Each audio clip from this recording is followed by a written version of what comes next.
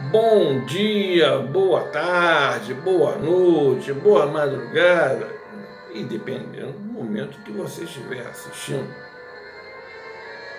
Em nosso vídeo, nós iremos analisar o spread bancário. Mas que bicho feio é esse? É um bicho feio mesmo.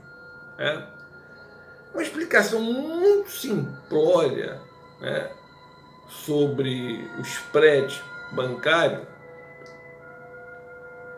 constitui na diferença entre a taxa de juros que incide sobre os empréstimos concedidos pelas instituições financeiras e a remuneração em percentual paga aos investidores em CDB, em depósito à vista.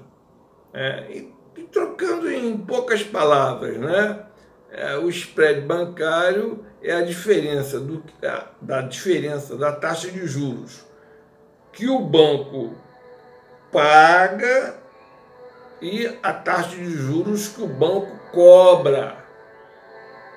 Essa é mais ou menos uma explicação muito simplória, muito simplória. Tem tese de mestrado sobre isso, inclusive. O que influencia essa formação da taxa de juros? Primeiro, vamos começar. Claro que a incerteza, a falta de confiabilidade no governo, na política econômica, atritos, litígios entre os poderes constituídos, tudo isso influencia na formação da taxa de juros. Agora, vamos começar pelo custo de captação. Um agente econômico, pode ser uma pessoa física ou uma pessoa jurídica, aplica o seu recurso, ou em CDB ou em depósito à vista. Essa remuneração da taxa de juros que o banco irá pagar ao investidor participa da formação da taxa de juros que ele irá cobrar depois, quando ele concedeu o empréstimo. A inadimplência, isso aí dá uma confusão que vocês não queiram saber. A inadimplência o agente econômico foi ao banco. Agente econômico, como eu digo, pode ser pessoa física ou pessoa jurídica, ok?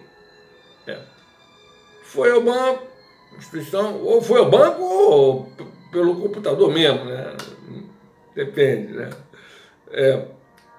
ele contraiu o empréstimo, está atrasando o empréstimo, ou em alguns casos não paga durante algum tempo. Isso constitui um prejuízo para o banco. Então o banco compensa esse prejuízo, em razão do inadimplemento do mutuário. Ele repassa aumentando a taxa de juros. Ele vai compensar. Bom, eu estou tendo prejuízo nessa carteira de crédito aqui, eu vou aumentar a taxa de juros, vou compensar. É uma forma de aumentar a taxa de juros. Ou seja, a inadimplência, ela auxilia, participa no comportamento da taxa de juros e, portanto, no spread bancário. Um outro aspecto também é a despesa administrativa. Essa despesa administrativa é interessante, porque outrora você entrava num banco, eu não entro em banco, eu só vou em caixa eletrônica só para pegar um dinheirinho lá, tal, e isso só. Eu tudo eu faço pela internet, né? Então, você entra numa outrora mesmo, né? Você tinha ali inúmeros caixas, né?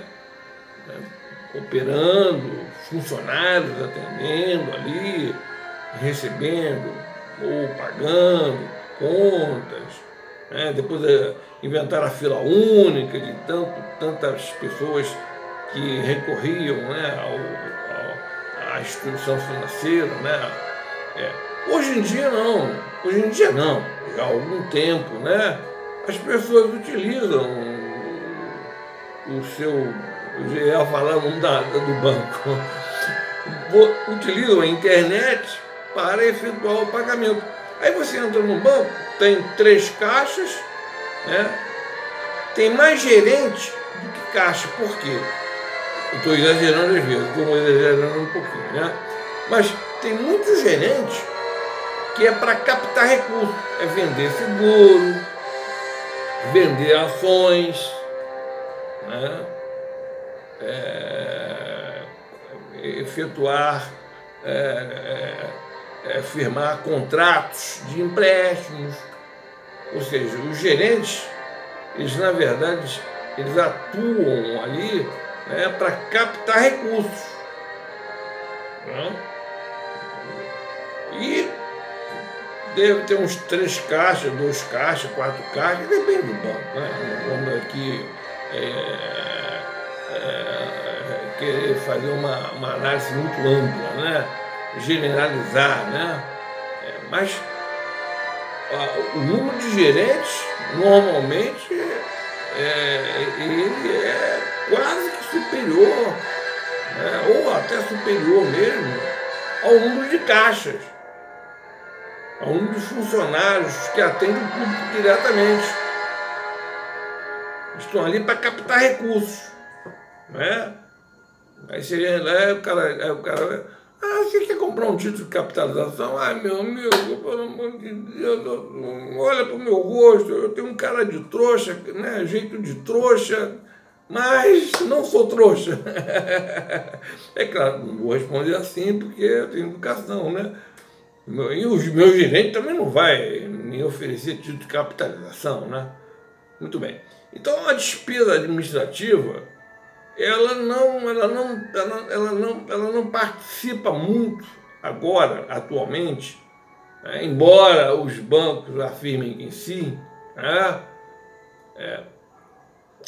Na taxa de juros, que não é um custo tão elevado para o banco. Entende? Os tributos, né, e o fundo garantidor de créditos, esse sim contribuem para a formação da taxa de juros, né?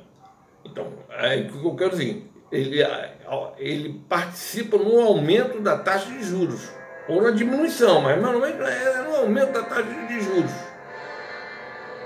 Aumentou a taxa de juros, aumenta o spread bancário. Isso aí é certo, é quase certo, né? E nós temos também a margem financeira do banco. Puxa vida, o banco não é uma instituição de caridade. Muito longe disso, né? O banco também, ele tem que ter o seu lucrozinho, né? Pequitinho, né? Você vai ao banco, aí está o spread bancário, né? Você vai ao banco, faz uma aplicação, né? CDB, depósito a prazo, faz uma aplicação. Aí o banco lhe paga 1% de taxa de juros ao mês. Exemplo meramente didático, hein? Por favor, hein? Senão daqui a pouco vocês vão lá num banco e falar, não, Arthur falou que você... Não, é um exemplo meramente didático. Mas se você for contrair um empréstimo, eu tenho certeza absoluta que você vai pagar uma taxa de juros muito maior. Muito maior. Um outro fator também que influencia na formação da taxa de juros é a expectativa inflacionária. Se o banco ou o mercado tiver uma expectativa inflacionária elevada, né? Todos estão aguardando, todos estão esperando que haja uma queda de alguma safra, ou o preço das commodities vão aumentar, algo do gênero, né? Vai chover, vai fazer sol, né? Se houver uma expectativa inflacionária elevada, o que acontece? O banco já repassa, ele se antecipa. Ele passa a taxa de juros, né? Ele aumenta a taxa de juros em função de um aumento, de um possível aumento do preço, da inflação, do processo inflacionário. Ou seja, o processo inflacionário ele ainda não ocorreu. Existe só uma expectativa, mas ele já repassa a taxa de juros, né? Tomando cautela para não perder, né, capital, né? Não operar com uma rentabilidade menor. É isso? Então a taxa de juros, a inflação, a expectativa inflacionária, ela é importante. Agora, repito, muitas das vezes é uma mera expectativa inflacionária. A inflação ainda não existiu ainda. Talvez, quem sabe, um dia, daqui a, não sei, 2 meses, 3 meses, 1 mês, não se sabe. Semana seguinte, não se sabe, né? Pode ocorrer, né, um aumento do processo inflacionário, né? O banco se antecipa logo, ele vai logo aumentando a taxa de juros, aumentando, por sua vez, o spread bancário, né? E como eu falei para vocês logo no início, né, esse litígio entre poderes, né, essa falta de confiabilidade na política econômica, ela tem muita influência sobre a taxa de juros. Porque se a instituição financeira perceber, né, tiver dúvidas, que aquela política econômica não irá lograr êxito, ela aumenta a taxa de juros. Entende? Se a política econômica lograr êxito, tudo bem, não há problema, mas já aumentou a taxa de juros. A taxa, então a rentabilidade do sistema financeiro ainda é maior, né? Isso tem ocorrido ao longo de décadas e décadas e décadas, né? O risco sistêmico, né? O risco do mercado, ele é sempre elencado, né? Eles são elencados como sendo responsáveis pelo aumento da taxa de juros. Não! Nós estamos operando com um risco muito grande.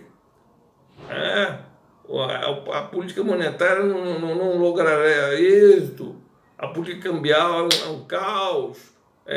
E, em função desse possível risco também, o risco ainda não foi concretizado ainda, né? É apenas um possível risco, né? Então, o que acontece? O banco vai já aumentando a taxa de juros e, por sua vez, aumentando o spread bancário. Uma coisa muito interessante, eu vou colocar na tabela, mas essa tabela vocês só vão ter acesso no blog. O spread bancário, ele é maior quando com relação à pessoa física. A pessoa física, o spread bancário, tradicionalmente, eu fiz aqui uma tabela, eu não, Banco Central, né? Janeiro de 2013, né? Mas poder botar antes também, de 2013 até junho, agora de 2021, né? E o spread bancário com relação à pessoa física, ele é sempre maior. Sempre maior. O spread bancário em relação à pessoa jurídica, ele é menor. Isso é uma tradição do mercado que oportunamente nós iremos analisar. Pessoal, muito obrigado, muita paz, muita saúde, aquela paz profunda tão necessária, que a chama violeta venha mitigar o karma planetário. Estamos passando uma fase difícil. E muita paz. Que assim seja, meu Pai. E assim está feito. Graças a Deus.